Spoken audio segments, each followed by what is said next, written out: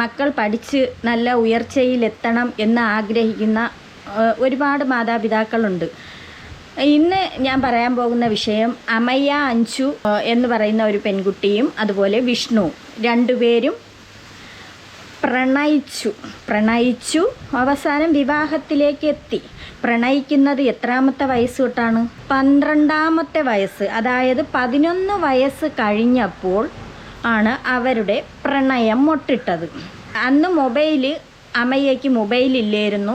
പക്ഷേ അമ്മയുടെ മൊബൈൽ എടുത്തു വെച്ചും കൊണ്ട് ഫേസ്ബുക്ക് അക്കൗണ്ട് എടുത്തിട്ട് വിഷ്ണുവിന് ചാറ്റ് തുടങ്ങി. അവർ നിരന്തരം ചാറ്റായി. പിന്നെ അത് അമ്മ കണ്ടുപിടിച്ചു. അവർ ഒരുപാട് കേസൊക്കെ ആയി, എന്തൊക്കെയോ അമ്മ പിടിച്ചു. അതിനുശേഷം യവനെ വീട്ടിലേക്ക് വരാൻ പറയുന്നു. എന്നിട്ട് വിഷ്ണു വീട്ടിലേക്ക് വന്നതിന് ശേഷം അത് പരാതി കൊടുത്ത് യവനെ ജയിലിലാക്കുകയും ചെയ്തു. എന്നിട്ട് 9 മാസം ജയിലിൽ കിടന്നു. പിന്നെ അത് കഴിഞ്ഞിട്ട് 16ാമത്തെ വയസ്സിൽ വീണ്ടും ഈ പെൺകുട്ടിയെ വിളിച്ചുകൊണ്ട് യവൻ പോവേണ്, നാട് വിട്ടു. അത് എവിടെ ചെന്നൈയിലായി എവിടെയെങ്ങാണ്ടൊക്കെ കൊണ്ടിട്ട് അവനെ വീണ്ടും പിടിച്ചു. വീണ്ടും അവൻ ജയിലിലായി. ജയിലിൽ നിന്ന് ഇറങ്ങി വന്നിട്ട് പിന്നെ 18 വയസ്സ് തികയണവരെ അവൻ കാത്തിരുന്നു. അതിനുശേഷം ഈ പെൺകുട്ടിയെ വിളിച്ചുകൊണ്ട് പോയി മാലയിട്ടു, അമ്പലത്തിൽ കൊണ്ടുവന്നു. ഇത് മിക്കുള്ള കുട്ടികളിലും ഇത് കാണപ്പെടുന്നതാണ്. ഇവർ പ്രണയിച്ച് അമ്പലത്തിൽ കൊണ്ടുവന്ന് മാലയിടും. കല്യാണം കഴിക്കണതാണ്. മാല ഇട്ടതിന് ശേഷം എള്ളോളം തരി എന്നും പറഞ്ഞുകൊണ്ട് ഒരു പാട്ടും അങ്ങോട്ടിടും. ഇതാണ് അപ്പോഴത്തെ ഒരു ട്രെൻഡ് പാട്ട്. ഇത് കഴിഞ്ഞതിന് ശേഷം ഇവരെന്തോ ചെയ്യും? ഇവർ ഇൻ്റർവ്യൂ കൊടുക്കുകയാണ്. ഈ അമയ്യയ്ക്കും വിഷ്ണുവിനും ഇൻ്റർവ്യൂ ഒരുപാട് അങ്ങ് വിളിക്കുകയാണ് മീഡിയക്കാർ. പിന്നെ അത് ആഘോഷമാക്കി മാറ്റി. ഇൻ്റർവ്യൂകൾ വിളിക്കുന്നു. ഒരേ ചാനലിലും വന്നിടന്ന് ഇൻ്റർവ്യൂ കൊടുക്കാനേ ഇവർക്ക് സമയമുള്ളായിരുന്നു. അപ്പോൾ ഇവരെ പ്രണയ കഥയൊക്കെ ഇവർ പറയുന്നുണ്ട്. അപ്പോൾ ആ ഇൻ്റർവ്യൂ നോക്കാം. ഫേസ്ബുക്ക് ഉണ്ടായിരുന്നു. അതിലേക്ക് മെസ്സേജ് അമ്മയുടെ അക്കൗണ്ടിൽ നിന്ന് അതിലേക്ക് മെസ്സേജ് ഫോട്ടോയൊക്കെ കണ്ടപ്പോൾ ഭയങ്കരമായിട്ട് ഇഷ്ടപ്പെട്ട് ഒരു ക്രഷ് തോന്നി. അങ്ങനെ മെസ്സേജ് 12ാമത്തെ വയസ്സിൽ ക്രഷ് അടിച്ചു വിഷ്ണുവിനോട്. ശരിക്കും അന്ന് ക്രഷ് അടിക്കാൻ വിഷ്ണുവിന്റെ എനിക്ക് അറിയില്ല കേട്ടോ. ഞാൻ ആ സമയത്ത് വിഷ്ണുവിനെ കണ്ടിട്ടുള്ള വിഷ്ണുവിനെ മാത്രമേ കണ്ടിട്ടുള്ളൂ. ആ സമയത്ത് എങ്ങനത്തെ ലുക്ക്? ആ സമയത്ത് മുടിയൊക്കെ ഉണ്ടായിരുന്നു, മുഖത്തൊക്കെ സ്റ്റഡൊക്കെ അടിച്ചിട്ടുണ്ടായിരുന്നു. ഇന്റർവ്യൂ എടുക്കണവരെ എന്തുദ്ദേശിച്ചിട്ടാണ് ഇവര് ഇങ്ങനെയുള്ള ഈ കൊച്ചു കുട്ടികളെ വിളിച്ചിരുത്തി ഇന്റർവ്യൂ എടുക്കണത്? കൊച്ചു കുട്ടികളായിരിക്കുമ്പോഴേ ഒളിച്ചോടുകയാണെങ്കിൽ ഇതുപോലെ നമ്മൾ വൈറലായി പിന്നെ നമുക്ക് ഇൻ്റർവ്യൂ കൊടുക്കാം, നമ്മൾ ഫേമസ് ആവും എന്നുള്ള ഒരു ചിന്ത ഈ കുട്ടികൾക്ക് വരൂലേ? ഈ പെൺകുട്ടി പറയണത് ഇവൻ്റെ മുടിയും അതും ഇതും കണ്ടിട്ടാണ്. അതുപോലെയാണ് അമലും വന്നിരുന്ന് ഇൻ്റർവ്യൂവിൽ പറയുന്നുണ്ടായിരുന്നു അമലിൻ്റെ മുടി ഇങ്ങനെ ഇരിക്കണ കണ്ടിട്ടാണെന്ന്. അതുപോലെ എല്ലാവരും ഈ മുടിയിൽ എന്ത് പിടിച്ചു വെച്ചിരിക്കണ ബാക്കിയേക്കാം. എല്ലാവരും സ്റ്റഡൊക്കെ അടിച്ചിട്ടുണ്ടായിരുന്നു.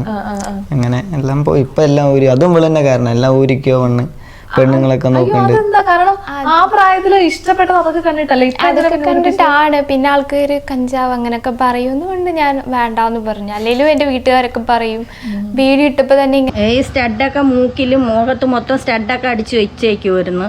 പിന്നെ അതിനുശേഷം ഈ അമയ്യ പറഞ്ഞ് ഈ സ്റ്റഡെല്ലാം എടുത്ത് കളയാൻ പറഞ്ഞു. കല്യാണം കഴിഞ്ഞതിന് ശേഷം പെൺപിള്ളേരൊക്കെ നോക്കും, അതുകൊണ്ട് എടുത്ത് കളയാൻ പറഞ്ഞു. അവൻ അതുപോലെ അനുസരിച്ചു. അവനത് എടുത്ത് മാറ്റി. പിന്നെ അവന് പ്രധാനമായിട്ട് ഇവൻ്റെ അടുത്ത് കഞ്ചാവിൻ്റെ കേസ് പറയുന്നുണ്ട്.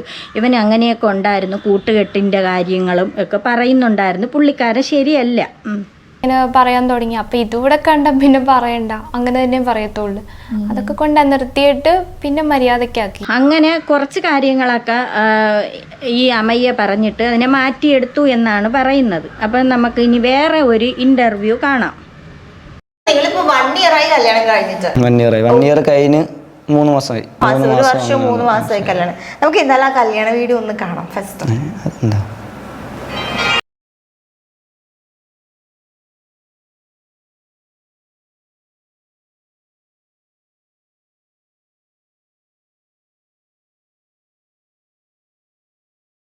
ഇത് നിങ്ങളുടെ കല്യാണ വീഡിയോ ഞാൻ കാണിക്കണേ.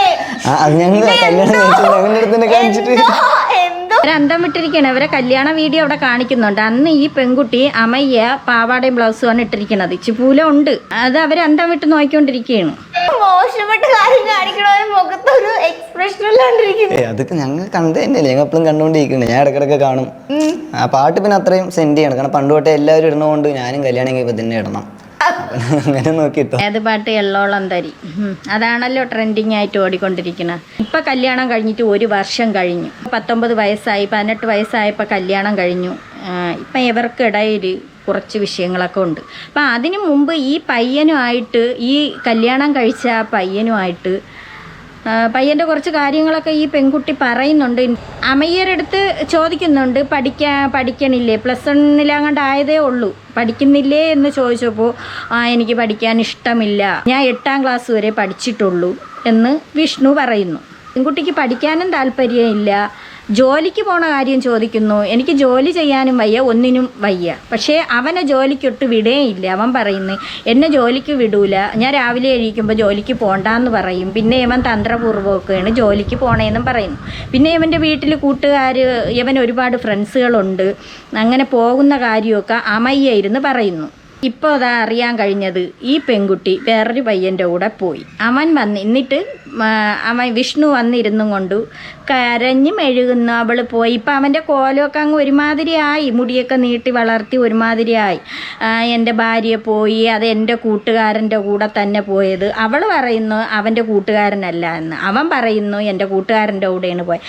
എന്തായാലും കൂട്ടുകാരൻ്റെ കൂടെ പോയിരുന്നാൽ തന്നെയും അവൾ ഇവൻ്റെ കൂടെ കഴിഞ്ഞിരുന്ന സമയത്ത് ഈ പെൺകുട്ടിയുടെ കോല അങ്ങ് ഒരുമാതിരി ആയിരുന്നു. ഇപ്പം എന്ത് കാണാനൊക്കെ നല്ല രസമുണ്ട് ഈ പെൺകുട്ടി. ഇതാണ് പയ്യൻ, ഇപ്പോഴത്തെ പയ്യൻ.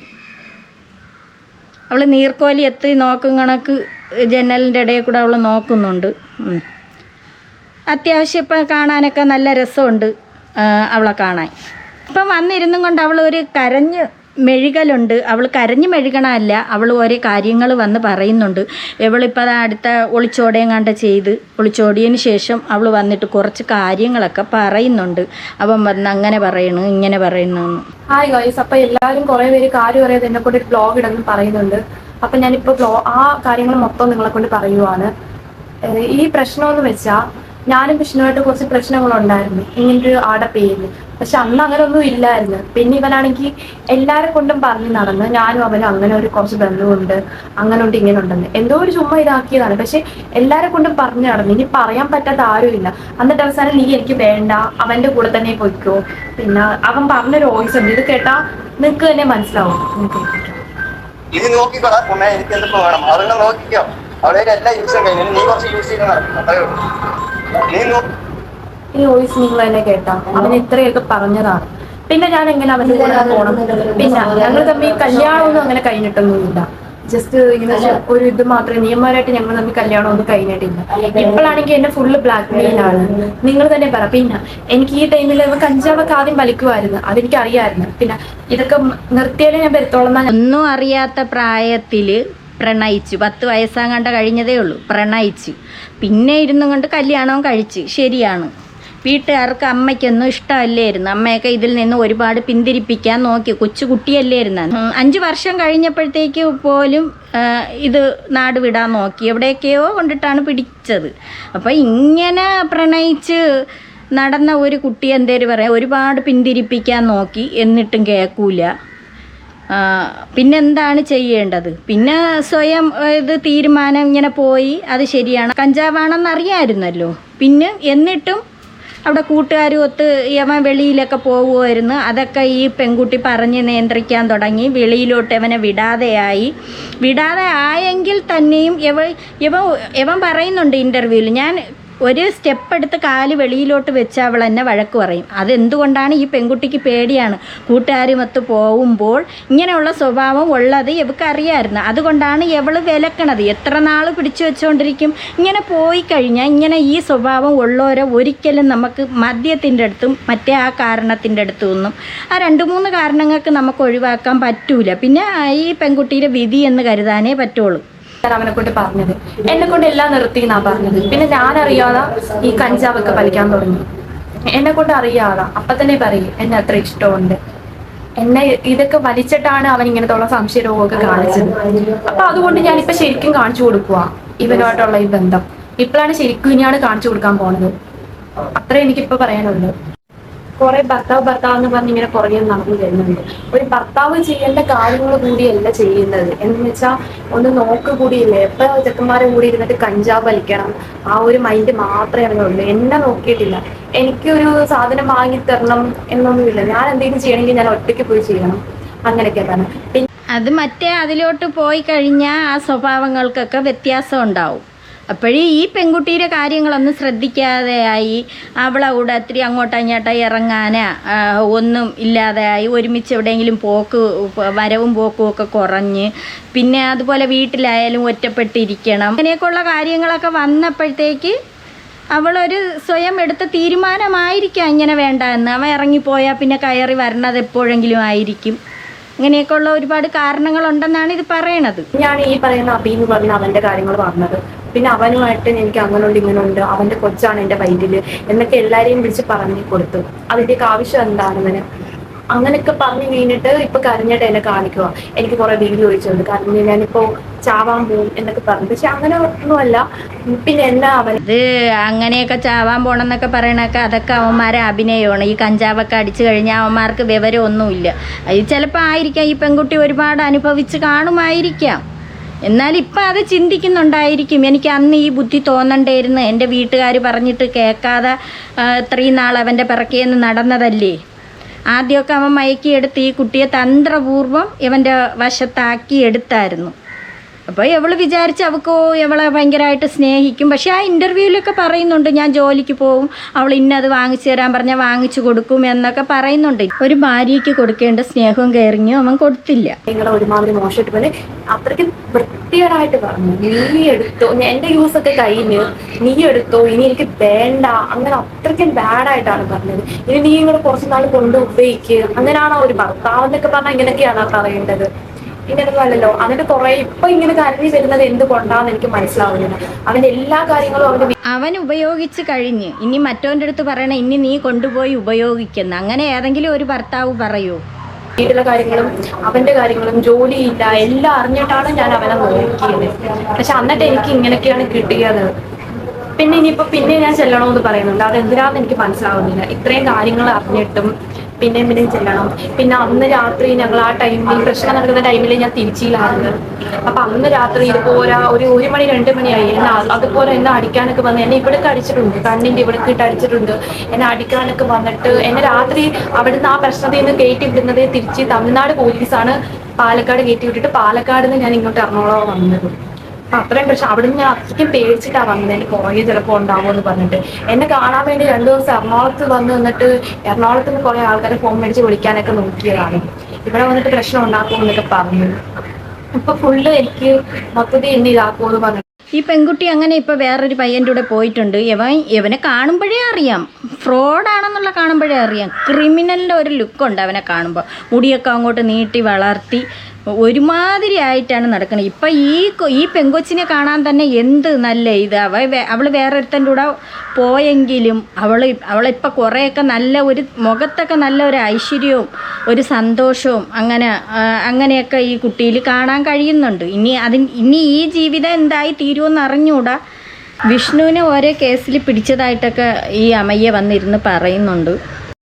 അവനിപ്പോ വന്നിട്ട് കുറച്ച് കേസുണ്ട്. അവന് വന്നിട്ട് കുറച്ച് വണ്ടി കേസുണ്ട്, പിന്നെ വന്നിട്ട് ഒരു കഞ്ചാവ് കേസ് കുറച്ചുണ്ട്. അപ്പൊ അതിൽ ഒരു കേസ് 1-2 കേസ് ഇപ്പൊ അവന് വാറണ്ടാണ്. അത് അവന്റെ അഡ്വക്കേറ്റ് എന്നെ വിളിച്ച് പറഞ്ഞിട്ടുണ്ടായിരുന്നു. പിന്നെ ഞാൻ കുറെ കാര്യങ്ങൾ അവൻ ചെയ്തിട്ടുണ്ടായിരുന്നു. അവൻ വണ്ടി എടുത്തിരിക്കുന്നതും അത് എന്റെ പേരിൽ എന്റെ അക്കൗണ്ട് വരെ ഇതാണ്, അക്കൗണ്ടുമായിട്ടാണ് കണക്ട് ചെയ്തിരിക്കുന്നത്. അതുകൊണ്ട് എനിക്കിപ്പോ എന്റെ അക്കൗണ്ടിൽ പൈസ ഇടാൻ പറ്റത്തില്ല, ആ വണ്ടിക്കാരാണ് പിടിച്ചിട്ട് പോണത്. പിന്നെ അതല്ലാതെ അവന് പിന്നെ ഈ എല്ലാവരും ഇപ്പൊ കൊച്ചെന്ന് പറയുന്നുണ്ടല്ലോ, അബീന്റെ കൊച്ച്. അങ്ങനെ എനിക്ക് കൊച്ചും ഉണ്ടായിട്ടില്ല, ഒന്നും ഉണ്ടായിട്ടില്ല. അവനായിട്ട് ഇങ്ങനെ എല്ലാവരെ കൊണ്ട് ചുമ്മാ പറഞ്ഞ് നടക്കുവാണ്. അങ്ങനെ ഒരു കൊച്ചും കാര്യങ്ങളും ഒന്നും ഉണ്ടായിട്ടൊന്നുമില്ല. പിന്നെ വന്നിട്ടാണെങ്കിൽ അവനാണെങ്കിൽ ഒരു ഫോൺ ഞാൻ എടുത്തു കൊടുത്തിട്ടുണ്ട്. ഞങ്ങൾ 2 പേരും പൈസ വെച്ചിട്ടായിരുന്നു. പക്ഷെ എന്നിട്ട് കൂടി എനിക്കൊരു ഫോൺ, നല്ല ഫോണില്ല. അവന് വന്നിട്ട് ഒരു സാംസങ് S22 Ultra എടുത്തു കൊടുത്തിട്ടുണ്ടായിരുന്നു. അതുകൂടി അവൻ കൊണ്ടുപോയി. പല സാധനങ്ങളും ഞാൻ വാങ്ങിക്കൊടുത്ത സാധനങ്ങളൊക്കെ കൊണ്ടുപോയി. അതൊന്നും ഞാൻ ചോദിക്കുന്നില്ല. പക്ഷെ എന്നെ അവൻ നോക്കിയിട്ടുണ്ടെന്ന് അവൻ ഒരിക്കലും പറയാൻ പറ്റില്ല. എന്നെ നോക്കിയിട്ടൊന്നുമില്ല. എന്നെ ഇങ്ങനെ അവൻ ഡ്രം സെറ്റിന് പോകും, അവിടെ അത്രയും വോയിസ് ഉള്ള സ്ഥലം, അവിടെ കൊണ്ടാണ് അവൻ കൊണ്ടിട്ടിട്ടുള്ളത്. അവിടെ ആർക്കും ഇതൊന്നും ആരും വിശ്വസിക്കത്തൊന്നുമില്ല. പക്ഷെ എന്തായാലും ഈ പെൺകുട്ടി ഇങ്ങനെയുള്ള കുറച്ച് കാര്യങ്ങളൊക്കെ പറയുന്നുണ്ട്. അബി എന്ന് പറയണത് അത് ഇപ്പം ഒളിച്ചോടിപ്പോയ പയ്യൻ. അബിയിൽ നിന്നും ഇവള് ഗർഭം ധരിച്ചു എന്ന് പറയുന്നു, വാടക ഗർഭമാണെന്ന് പറയുന്നു. ഇവൻ ഇങ്ങനെ പലതും പറഞ്ഞുകൊണ്ട് കിടക്കുകയാണ്. ഇവൻ ഈ മയക്കുമരുന്നും അടിച്ചും കൊണ്ട് പല രീതിക്കാണ് ഇവൻ ഇല്ല മുടി അങ്ങോട്ട് നീട്ടി വളർത്തി അവൻ ഓരോന്നങ്ങ് പറഞ്ഞുകൊണ്ട് നടക്കണം. എങ്കിന്നാ ഇവൻ വെറുതെ ഇരുന്നെങ്കിൽ എന്ത്, അവന് വേണ്ടെങ്കിൽ അവൻ കളഞ്ഞിട്ട് പോ, എന്താ ചെയ്യ്. ഇതിനെപ്പറ്റി അങ്ങ് ഓരോന്ന് പറഞ്ഞുകൊണ്ട് നിൽക്കുകയാണ്. അതെങ്ങനെയാ പോയി അങ്ങ് ജീവിച്ചോട്ടെ എന്ന് വിചാരിക്കണം. അത് പോയതാ പോയി ജീവിച്ചോട്ടെ. അവന് വേല ചെയ്ത് കൊടുക്കാൻ കഴിവില്ലാത്തത് കൊണ്ടാണല്ലോ, അതിനൊരു സ്നേഹം കൊടുക്കാത്തത് കൊണ്ടാണല്ലോ അത് പോയതും ശരിയല്ല. 12 വയസ്സിൽ പ്രേമിച്ചതും ശരിയല്ല. ഇത് നിങ്ങളെയൊക്കെ കണ്ടല്ലേ ഓരോ കുട്ടികളും ഇതുപോലെ പഠിക്കണത്. നിങ്ങളിങ്ങനെ പോയി പ്രേമിച്ച് പിന്നെ നിങ്ങൾ ഒളിച്ചോടിയിട്ട് പിന്നെ നിങ്ങൾ പോയി ഇരുന്നും കൊണ്ട് ഇൻ്റർവ്യൂ കൊടുക്കുമ്പോൾ ബാക്കിയുള്ള കുട്ടികളല്ലേ ഇതുപോലെ നശിച്ചു പോകണം. എന്നിട്ട് നിങ്ങളെ ലവ് സ്റ്റോറി എന്നും പറഞ്ഞ് നിങ്ങൾ അതും ഇരുന്നും കൊണ്ട് നിങ്ങളിരുന്ന് പറയും. ഇത് ഇവരും ഇതുപോലെയാണ്. യൂട്യൂബ് ചാനൽ തുടങ്ങി, അതുപോലെ തന്നെ ഇൻസ്റ്റയിലും അക്കൗണ്ട് ഉണ്ട്, അതിലും വീഡിയോകളൊക്കെ ചെയ്തു തുടങ്ങി, യൂട്യൂബിലും വീഡിയോ ചെയ്തു തുടങ്ങി. ഇവർ ചെയ്യണത് ഇതാണ്. ആദ്യം പോയി പ്രേമിച്ചിട്ട് ഇവർ അമ്പലത്തിൽ പോയി മാലയിടും. പിന്നെ അത് കഴിഞ്ഞിട്ട് ചാനൽ തോറും നടന്ന് ഇൻ്റർവ്യൂ കൊടുക്കും. പിന്നെ അവർ ചാനൽ തുടങ്ങും, യൂട്യൂബിലും ഇൻസ്റ്റയിലും ചാനൽ തുടങ്ങും. എന്നിട്ട് അതിൽ വീഡിയോ ഇടും. ഇവരെയൊക്കെ വീഡിയോ കാണണം. ഇവർ കൂടുതൽ ഈ കഞ്ചാവിനെക്കുറിച്ചും ഇതൊക്കെ തന്നെ മദ്യത്തിനെ കുറിച്ചും ഒക്കെയാണ് ഇവർ രണ്ടുപേരും, ഭാര്യയും ഭർത്താവും കൂടെ വീഡിയോ ചെയ്ത. എന്തായാലും അവൻ ഇങ്ങനെയുള്ള കൂട്ടുകാരന്മാരെ വിളിച്ച് കയറ്റി ഇത് ഇങ്ങനെ സംഭവിച്ച് ആ കൊച്ച് അതിൻ്റെ പാട് നോക്കി പോയി. ഇനിയിപ്പോൾ അവൻ വന്നിരുന്നും കൊണ്ട് മോങ്ങണം. ഇതൊക്കെ ഇറങ്ങി പോകുമ്പോൾ ഓർമ്മിക്കണം. എങ്കിൽ ചോദിക്കും കല്യാണം കഴിച്ച് വിട്ടാൽ എങ്ങനെ? എല്ലാം കണക്ക് തന്നെ. കല്യാണം കഴിച്ച് വിടണതും കണക്ക് തന്നെ. വിട്ടാൽ അവന്മാരിട്ട് കഷ്ടപ്പെടുത്തുന്ന അതിനെക്കാട്ടിയും കഷ്ടം.